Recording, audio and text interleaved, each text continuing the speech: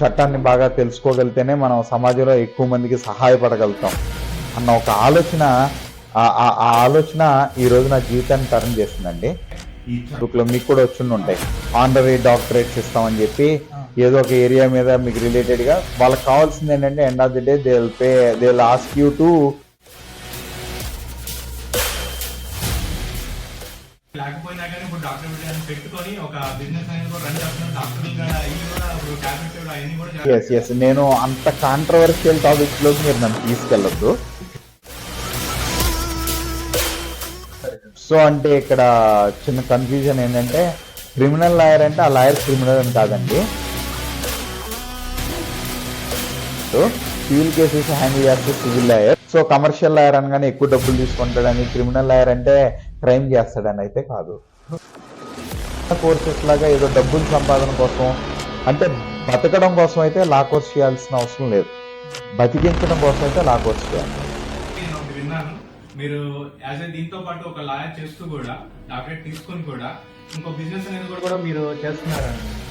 So actually business చేస్తున్నాను కాదు, నా ఫ్రెండ్ ఉన్నాడు.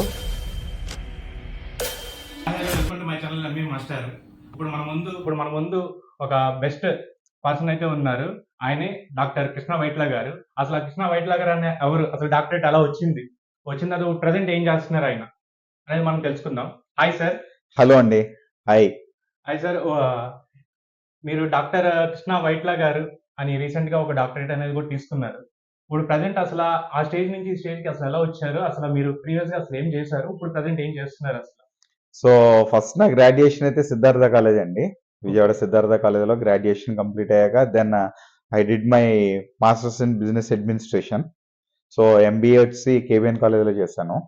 సో నా ఎంబీఏ కంప్లీట్ అయ్యాక out of my interest, so నేను ఆల్మోస్ట్ ఒక 8 years టీచర్ కింద టీచింగ్లో నేను ఎన్గేపాడు ఎస్ఆర్కే ఇంజనీరింగ్ కాలేజ్లో ఎంబీఏ డిపార్ట్మెంట్లో అసిస్టెంట్ ప్రొఫెసర్ కింద వర్క్ చేయడం జరిగింది. దీంతో పాటుగా ఆల్మోస్ట్ విజయవాడ అంటే ఎడ్యుకేషనల్ హబ్ కదా స్టేట్ లో. సో ఇక్కడ ఉన్న అన్ని మేజర్ సిఏ ఇన్స్టిట్యూట్స్ లో నేను చాలా మంది సిఏ స్టూడెంట్స్ కి స్ట్రాటజిక్ మేనేజ్మెంట్ సబ్జెక్ట్ టీచ్ చేయడం జరిగింది. సో తర్వాత నేను జేఎన్టీ కాకినాడ నుంచి నా రీసెర్చ్ వర్క్ స్టార్ట్ చేయడం తర్వాత రీసెర్చ్ తీసి సబ్మిట్ చేశాక రీసెంట్ గా డాక్టరేట్ అనేది అవార్డు అవ్వడం జరిగింది. సో ఈ ప్రాసెస్ లో ఈ social work, Vivekananda youth trust ఇలాంటి ఒక ఆర్గనైజేషన్ స్టార్ట్ చేయడం, సో బ్లడ్ క్యాంప్స్ అని, ప్లాంటేషన్ ప్రోగ్రామ్స్ అని, so different youth awareness programs organize చేస్తున్నప్పుడు అవుట్ ఆఫ్ క్యూరియాసిటీ, సో అంటే ఈ చట్టాన్ని బాగా తెలుసుకోగలిగితేనే మనం సమాజంలో ఎక్కువ మందికి సహాయపడగలుగుతాం అన్న ఒక ఆలోచన ఆలోచన ఈ రోజు నా జీవితాన్ని టర్న్ చేసిందండి. సో ఈ ఆలోచన వల్లే నేను తర్వాత సిద్ధార్థ లా కాలేజీలో లా చదవడం, లా కంప్లీట్ అయ్యాక నేను ప్రొఫెషనల్ అడ్వకేట్ కింద బార్ కౌన్సిల్ ఆఫ్ ఆంధ్రప్రదేశ్లో ఎన్రోల్ అవడం, అక్కడ నుంచి నేను హైకోర్ట్ అండ్ విజయవాడ కోర్ట్స్ లో నా ప్రాక్టీస్ ని ఇనిషియేట్ చేయడం జరిగింది. Okay okay, great sir. అయితే మీరు ఇప్పుడు లా ప్రొఫెషన్ అయితే ఎంచుకొని ఇప్పుడు ప్రెసెంట్ ఆఫ్టర్ దట్ ఇప్పుడు మీరు డాక్టరేట్ అనేది తీసుకోవడానికి ఎన్ని ఇయర్స్ పడింది? సో ఇది రీసెర్చ్ అనేది ఇట్స్ ఏ కంటిన్యూస్ ప్రాసెస్ అండి. ఓకే. సో ఇవాళ మార్కెట్ లో మనం చూసినట్లయితే కొన్ని ఫారిన్ యూనివర్సిటీస్ నేమ్ చెప్పి for sake of doctorate, so మీరు ఒక 50,000 ఇస్తారా, మనం చూస్తూ ఉంటాం ఫేస్బుక్ లో, మీకు కూడా వచ్చి ఉంటాయి, ఆనరీ డాక్టరేట్స్ ఇస్తామని చెప్పి ఏదో ఒక ఏరియా మీద మీకు రిలేటెడ్ గా వాళ్ళకి కావాల్సింది ఏంటంటే end of the day they will ask you to give them 50,000 or 1 lakh.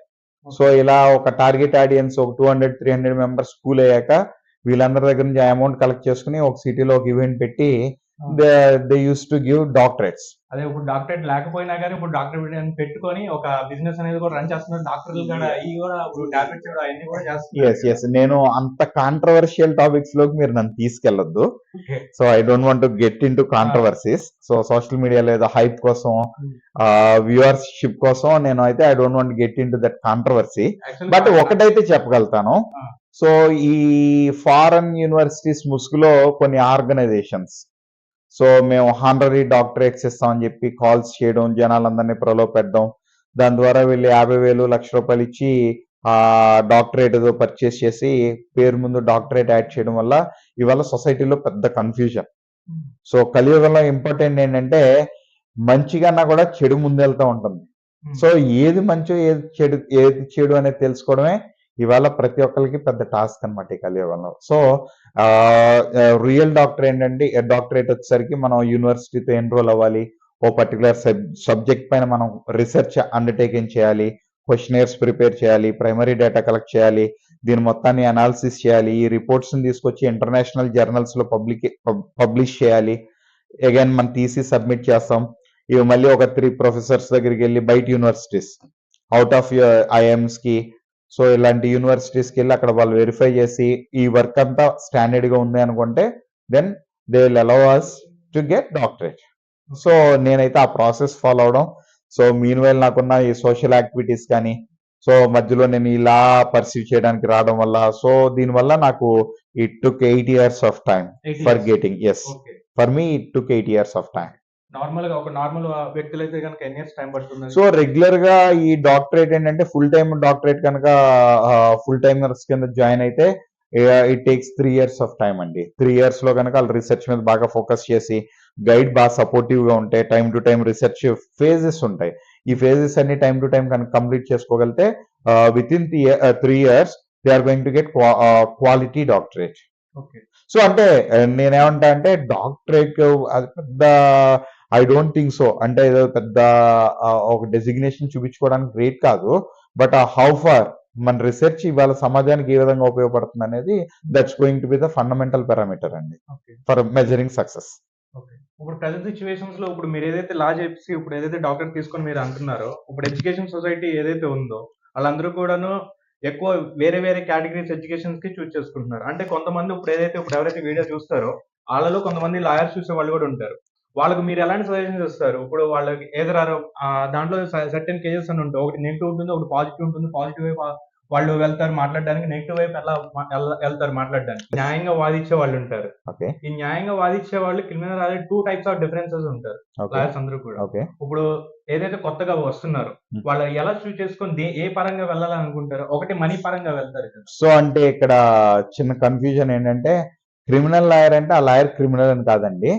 So criminal cases handle చేస్తే క్రిమినల్ లాయర్ అవుతాడు, ఓకే. సివిల్ కేసెస్ హ్యాండిల్ చేస్తే సివిల్ లాయర్, కమర్షియల్ కోర్ట్స్ అని ఉంటాయి. So okay. Between business to business cases అయితే ఈ cases general గా handle చేసే lawyers ని కమర్షియల్ లాయర్స్ అంటాం. సో కమర్షియల్ లాయర్ అనగానే ఎక్కువ డబ్బులు తీసుకుంటాడని, క్రిమినల్ లాయర్ అంటే క్రైమ్ చేస్తాడని అయితే కాదు. Okay. Just asking sir. So lawyer అవ్వాలి అనేది పాత రోజుల్లో ఏమయ్యేదంటే ఎక్కువ మంది యూత్ దీనికి పెద్దగా మొగ్గు చూపించేవాళ్ళు కాదు. ఓకే. సో లా కాలేజ్ లో సీట్స్ అన్ని కూడా ఇక్కడ నుంచి ఒక 10 years బ్యాక్ వెళ్తే పెద్ద డిమాండ్ ఉండే కాదు. సో అంటే ఇది మోస్ట్ అన్వాంటెడ్ కోర్స్ అన్నట్టుండే.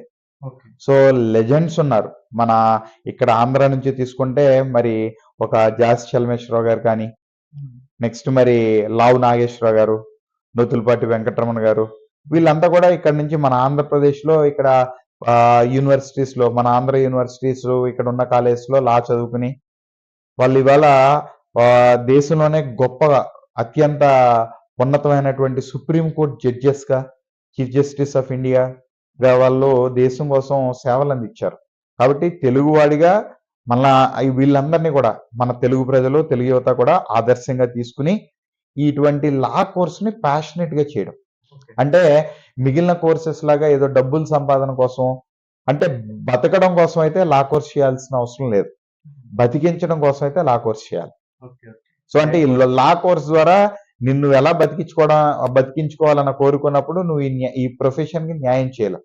ఓకే. సో ఈ ప్రొఫెషన్ లోకి ఎవరు రావాలి? సమాజంలో 10 మందిని బతికిద్దాం, ఎవరైతే వాయిస్ లెస్ ఉన్నారో వాళ్ళకి వాయిస్ అవుదాం, ఎవరైతే వాళ్ళ బాధని తీసుకొచ్చి జడ్జి గారి ముందు చెప్పుకోలేరో అటువంటి వారందరికీ మనం ఒక మైక్, ఒక సాధనం కింద వాళ్ళ బాధలను తీసుకొచ్చి తెలియపరిచి వాళ్ళకి ఉపశమనాన్ని ఇద్దామన్న ఆలోచన ఉన్న వాళ్ళు కనుక లా ప్రొఫెషన్ లోకి రాగలితే ప్రొఫెషన్ ఎక్సెల్ అవుతుంది, వాళ్ళకు కూడా లాంగ్విటీలో మంచి రికగ్నిషన్ క్రియేట్ అవుతుంది, మంచి రెమ్యునరేషన్ కూడా వస్తుంది అందులో. Okay. If you don't mind I want one question. ఇప్పుడు ఇన్ని 8 ఇయర్స్ మీరు కంప్లీట్ చేశారు కదా. ఇందులో ఎవరైనా గాని ఒక పాజిటివ్ గా వెళ్లి చేద్దాం అనే వాళ్ళు ఎవరైనా ఉన్నారా? ఒక అంటే 100% లో ఎంతమంది ఇట్లా ఆలోచిస్తున్నారు మీకులాగా? అంటే చెప్పే కదండి, ఇది మన బ్రాటప్ పైన ఉంటుంది. ఓకే. మనం ఏ పర్పస్ మీద లా ప్రొఫెషన్ లోకి వచ్చామనేది మన మోటివ్ కింద మారడానికి అవకాశం ఉంది. నేను వివేకానంద యూత్ ట్రస్ట్ ద్వారా డిఫరెంట్ సోషల్ యాక్టివిటీస్ చేస్తా. మార్కెట్లో లాస్ట్ ఆల్మోస్ట్ 15 ఇయర్స్ నుంచి సోషల్ యాక్టివిటీలో ఉన్నా. సో నేను సోషల్ యాక్టివిటీలో ఉన్నా కాబట్టి నాకు సొసైటీ కన్సర్న్ ఎక్కువ కాబట్టి నా మోటివ్ ఏమవుతుందంటే నేను ఇవాళ సమాజంలో ఉన్న కొన్ని ప్రాబ్లమ్స్కి సొల్యూషన్ని ప్రొవైడ్ చేయాలి. అటువంటి ప్రాబ్లమ్స్కి సొల్యూషన్గా ఉండాలనేది నా కోరిక. ఇంకొంచెం మంది భార్యలతో వేధింపబడో లేదా భర్తల చేత వేధింపబడో లేదా మిగిలిన వాళ్ళ చేత కేసులు పడి కోర్టుల చుట్టూరు తిరిగి విసిగి వేసారిపోయో కొంచెం మంది లా చేసి ఎక్కువ మంది, కొంచెం మంది కాదు ఎక్కువ మంది లా చేసి వచ్చి ఉంటారు. కాబట్టి వాళ్ళ పడ్డ పెయిన్ వాళ్ళకి తెలుస్తుంది కాబట్టి అటువంటి పెయిన్ పడే వాళ్ళకి రిలీఫ్ ఇద్దామన్న ఉద్దేశం వాళ్ళ ఆబ్జెక్టివ్ అవ్వచ్చు. కొంచెం మంది ఏంటంటే మిగిలిన వాళ్ళలాగానే ఇది ఒక ప్రొఫెషన్, ఇక్కడ ఎక్కువ డబ్బు ఉంది, ఇక్కడ మనం కనుక ఎక్కువ సంపాదించుకోవడానికి అవకాశం ఉంటుంది, ఇక్కడ ఎక్కువ రికగ్నిషన్ రావడానికి అవకాశం ఉందన్న ఉద్దేశంతో రావచ్చు. సో ఏ ఉద్దేశంతో అయితే వాళ్ళ లా కోర్స్ చేసి అడ్వకేట్ గా ఎన్రోల్ అవుతున్నారో అదే ఎయిమ్తో వాళ్ళు ఈ ప్రొఫెషన్ కంటిన్యూ చేస్తూ ఉంటారు. Okay, that's great sir, nice sir. And దీని గురించి నేను మిమ్మల్ని అడగడం, మీరు ఆన్సర్ ఇవ్వడం కూడా బెస్ట్ థింగ్ అండ్ వాళ్ళకి కూడా యూజ్ అవుతుందని అనుకుంటున్నా. అండ్ రీసెంట్లీ నేను ఒకటి విన్నాను, మీరు యాజ్ ఏ దీంతో పాటు ఒక లాయర్ చేస్తూ కూడా డాక్టరేట్ తీసుకొని కూడా మీరు ఒక ఆర్గనైజేషన్ లో చేస్తూ కూడా ఇంకో బిజినెస్ అనేది కూడా మీరు చేస్తున్నారని. సో యాక్చువల్లీ బిజినెస్ చేస్తున్నాను కాదు, నా ఫ్రెండ్ ఉన్నాడు యశ్వంత్ అని చెప్పి, ఒక యంగ్ డైనమైట్. సో తను 26 ఇయర్స్ ఫేజ్ లో ఇవాళ సమాజంలో మేజర్ క్యాన్సర్ కి కారణమైన ప్రొడక్ట్స్ అన్ని కూడా కెమికల్ యాక్టివ్స్ కంప్లీట్ గా కెమికల్ అయిపోయినాయి. ఇవి దాటి కెమికల్ సిస్టమ్ దాటి కొంత ఆర్గానిక్ ప్రొడక్ట్స్, మరికొన్ని ఆర్గానిక్ యాక్టివ్స్ తో ప్రొడ్యూస్ చేసిన ప్రొడక్ట్స్ ని తీసుకొచ్చి కనుక మార్కెట్లో ఇవ్వగలితే మనం చాలా మంది పీపుల్ కి హెల్ప్ చేసినట్లు ఉంటదన్న భావంతో విన్ప్రో లైఫ్ ప్రాజెక్ట్స్ ప్రైవేట్ లిమిటెడ్ అని చెప్పి కంపెనీ స్టార్ట్ చేయడం జరిగింది.